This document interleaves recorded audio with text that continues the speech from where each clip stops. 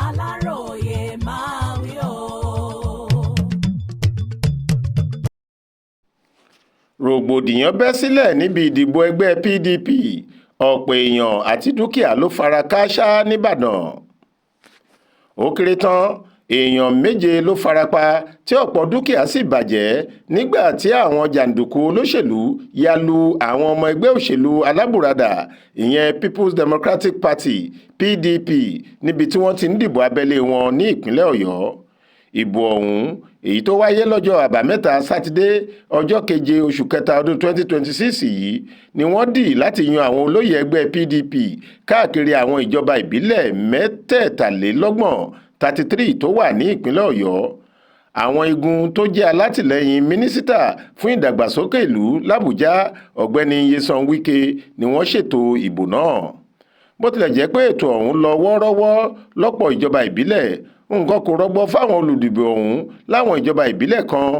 Àwọn jàǹdùkú olóṣèlú ya bo àwọn ibi tí wọ́n ti ń dìbò abẹ́lé náà tí wọ́n sì lu àwọn èèyàn lálùbami. Títí tá a fi parí àkójọ ìròyìn yìí, ó kéré tán èèyàn 7 ló fara kááṣá ìyà àjẹpá lórí nígbà tí àwọn mìíràn sì tún farapa nínú àkọlù ọ̀hún. Bákan náà làwọn kànáńkórí ẹ̀dá ọ̀hún tún ba ọ̀pọ̀lọpọ̀ ọkọ̀ jẹ́ pẹ̀lú àpólà igi àti àwọn nǹkan ìjà míì. Kì í ṣe ohun tó pamọ́ fún ọ̀pọ̀ èèyàn nílẹ̀ yìí pé ẹgbẹ́ òṣèlú PDP ti pín sọ́nà méjì tipẹ́tipẹ́ bí àwọn igun tó jẹ́ ti ẹnjiníà Ṣèyí Mákindé tí í ṣe gómìnà ìpínlẹ̀ Ọ̀yọ́ ṣe wà níbẹ̀, làwọn ti Wike tó jẹ́ mínísítà fún ìlú Àbújá náà wà lọ́tọ̀ tí wọ́n ń ṣe tiwọn. Alága igun ẹgbẹ́ PDP tó faramọ́ Wike ní ìpínlẹ̀ Ọ̀yọ́, ọ̀jọ̀gbọ́n Abdulrahman Akínọ̀ṣọ́ fìdí ẹ̀ múlẹ̀ pé àwọn ìjọba ìbílẹ̀ bíi Àríwá Ìbàdàn, Gúúsù Ògbómọ̀ṣọ́, Àárín gbùngbùn Ìbàràpá àti Akínyẹlé làwọn tọ́ọ̀gì ti kọlu àwọn ọmọ ẹgbẹ́ àwọn níbi tí wọ́n ti ń ṣètò ìdìbò lọ́wọ́.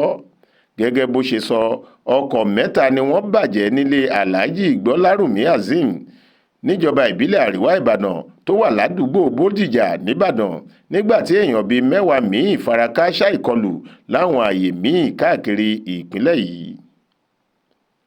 Ọláwálé Àjàó ló ṣàkójọ ìròyìn yìí fún Aláròyé. Faith Adébọlá ló kà á sétí ìgbọ́ yín.